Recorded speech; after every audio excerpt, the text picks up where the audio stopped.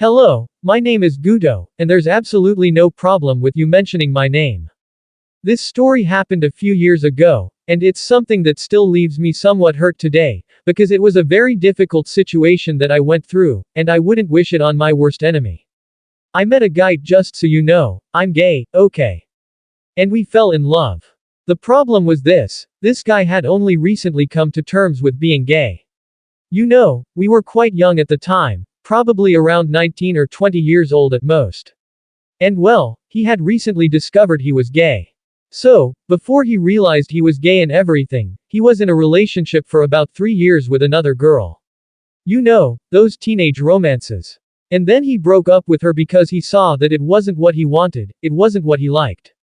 But the thing is, the girl didn't accept it, her family didn't either, and neither did his family. And then, when he introduced me to his family, they became even more troubled. They couldn't accept having a homosexual son.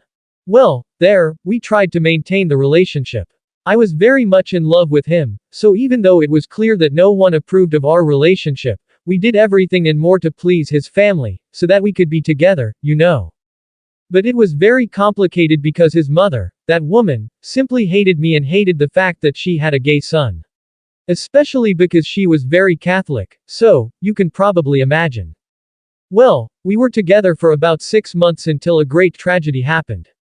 This boy committed suicide. He took his own life, and before that, he left me a letter.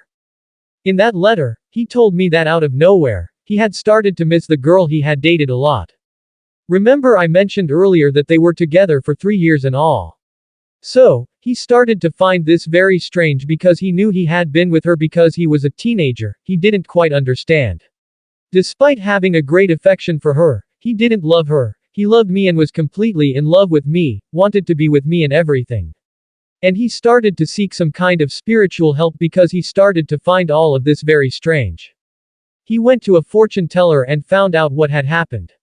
He said that he ended up choosing to commit suicide because the woman who had done his card reading said that the love binding that had been done was irreversible. So, something very strong was done to him, from what I understood. I don't understand much about these things, but I think he saw no way out and ended up taking a lot of pills, which caused his death. I was devastated, I fell into a terrible depression. So, today I can tell this story better, just like I'm telling it to you here, because it's been many years. When it happened, when it was recent, I confess it was very difficult. I felt so much anger towards that woman, so much anger that I can't even look her in the face. And I know that, deep down, she knows why her son killed himself. So, I never sought her out to talk and throw it in her face, because I know that, deep down, she knows and has to live with the fact that she practically killed her own son just for not accepting his sexuality until the last day of her life. Thank you very much for listening to this account. If you'd like to send us an account, the email is in the description.